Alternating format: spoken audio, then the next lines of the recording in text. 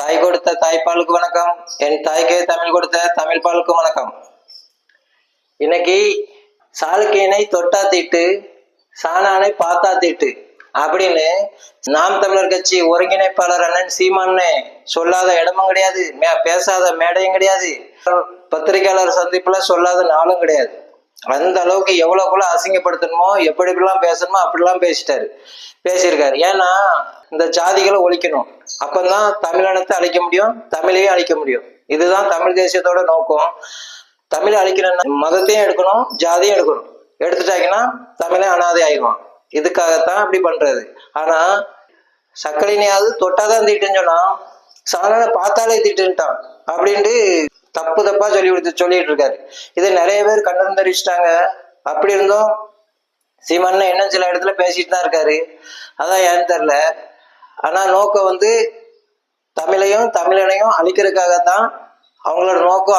அதுதான் அண்ணன் ராக்கெட் ராஜா அண்ணன் கூட கண்டறிஞ்சிட்டாரு. அதுக்கு பிறகும் அவர் அப்படி பேசுறாருன்னா அப்ப நோக்கம் என்னவா இருக்கணும்னு பாத்துடுங்க. சக்கிலினை தொட்டா தீட்டு, சாணானை பார்த்தா தீட்டு அப்படி கிடையாது. தமிழ் கொஞ்சமாவது தமிழ் படிங்கனே சீமான். ஒரு தமிழ் எதுவுமே தெரியாம சும்மா வேட்டி கட்டுற மாதிரி முறுக்கேரியன் முருகங்கிற மாதிரியும், முட்டு கொடுக்க ஆள் இல்லையா முட்டாள் ஆயிட்டுங்கிற மாதிரியும் இதெல்லாம் என்ன பேச்சு? இது ஒரு தலைவனுக்கு அழகா? ஒரு கட்சி தலைவனுக்கு அழகா? படிக்கிறதே கிடையாது. அம்மன்னா என்னன்னு தெரியாது, வணக்கம்னா என்னன்னு தெரியாது. நாம் தமிழர் கட்சியில நாம் என்றால் என்னங்க சொல்லுங்க பாப்போம். சீமான்ங்கிற பேர் தமிழா? சும்மா எல்லாத்துலயும் ஹிந்தி கட்சியில இருந்து, தலைவன் பேர்ல இருந்து, விவசாயிங்கிற பேர்ல இருந்து எல்லாத்தையும் சமஸ்கிருதத்தையும் ஹிந்திலையும் வச்சுக்கிட்டு தமிழ்னு கத்திட்டு இருக்க. கொஞ்சமாவது படிச்சுட்டு பேசுங்க. ஏதாவது பேசுறாருந்தா படிச்சுட்டு பேசுங்க. என்ன சாளுக்கியனை தொட்டு தீட்டு, சாணக்கியனை பார்த்து தீட்டு அப்படின்னு அர்த்தம். இப்போ தீட்டு அப்படின்னா கத்தியை தீட்டு, புத்தியை தீட்டு, ஓவியம் தீட்டு, தொட்டு தீட்டு, பார்த்து தீட்டு அப்படின்னா தவறான இது கிடையாது. அது நல்ல விஷயத்த தான் சொல்லி வச்சிருக்காங்க. இப்போ தீட்டு என்றால் என்ன அப்படின்னா தீர் கூட்டல் இட்டு தீட்டு. அது அப்படியே கத்தியை தீட்டு அப்படின்னா என்ன அர்த்தம்? கூர்மைப்படுத்திக்கொள் அப்படின்னு அர்த்தம். புத்தியை தீட்டு அப்படின்னா என்ன அர்த்தம்? தெளிவுபடுத்திக்க அப்படின்னு அர்த்தம். ஓவியம் தீட்டுக அப்படின்னா என்ன அர்த்தம்? படம் வரைந்து பழகுக அப்படின்னு அர்த்தம். அதே மாதிரிதான் தொட்டு தீட்டு அப்படின்னா பழகி பார்த்து தெரிஞ்சுக்க அப்படின்னு அர்த்தம். பார்த்து தீட்டு அப்படின்னா பார்த்த உடனே தெரிஞ்சிடும் அப்படின்னு அர்த்தம். சாளுக்கியனே தொட்டு தீட்டு அப்படின்னு சொல்லியிருக்காங்க. தொட்டு தீட்டுனா பழகி பார்த்து தெரிஞ்சுக்கன்னு அர்த்தம். பழகி பார்த்தா என்ன தெரியும்? நமக்கு தான் ஜாதி வரி பிடிச்ச அலைகிறோம், மொழி வரி பிடிச்ச அலைகிறோம். மொழி அழிக்கணும், அதுக்கு என்ன பண்ணணும்? ஜாதி அழிக்கணும். அதனால ஜாதி வரி. தொட்டு தீட்டு அப்படின்னா பழகி பார்த்து தெரிஞ்சுக்க அப்படின்னு அர்த்தம். பழகி பார்த்தா என்ன தெரியும்? தனக்கு எவ்வளவு கஷ்டம் இருந்தாலும் தன்னை நாடி ஒருத்தன் உதவின்னு வந்துட்டா அந்த தான் கஷ்டத்தை மறந்து அவனுக்கு தேவைப்பட்ட உதவிகளை செஞ்சு கொடுக்குற ஜாதிகாரன் தான் இந்த சாளுக்கியங்கிறது. அதுதான் தொட்டு தீட்டு அப்படின்னா பழகி பார்த்து அந்த சாதிகாரனை பத்தி தெரிஞ்சுக்கணும் அப்படின்னா பழகி பார்த்து தெரிஞ்சுக்க, அப்பதான் அந்த சாதிகாரனை பத்தி தெரியும் அப்படிங்கிறத சொல்ற அடிப்படையில தான் தொட்டு தீட்டுன்னு சுருக்கா சொல்லி வச்சிருக்கு. அதை விட்டுட்டு தொட்டு தீட்டுன்ட்டாங்க, அதுக்கு என்ன? அதே மாதிரிதான் சாணக்கியனை பார்த்தா தீட்டு. பார்த்து தீட்டு அப்படின்னா பார்த்த உடனே தெரிஞ்சிடும். நாடர்களை பார்த்தாலே தெரிஞ்சிடும். என்ன தெரியும்? 5 வருஷத்துக்கு முன்னாடி அவன் வேலைக்காரனா இருப்பான்.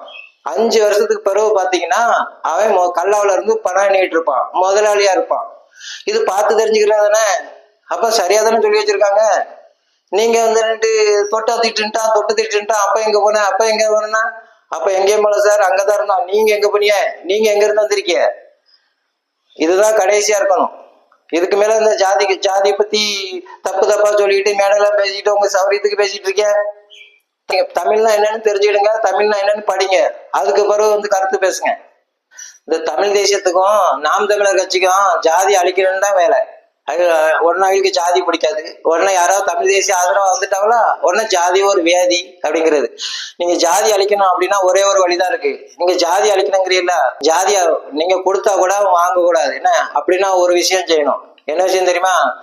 ஜாதி வேண்டாம்னு சொல்ற நீங்க ஒரு சட்டம் போடுங்க. யாருமே 50,000 ரூபாய்க்கு மேல யாரும் சம்பளம் வாங்க கூடாது. 1 கோடி ரூபாய்க்கு மேல யார்ட்டும் சொத்து மதிப்பு இருக்கக்கூடாது.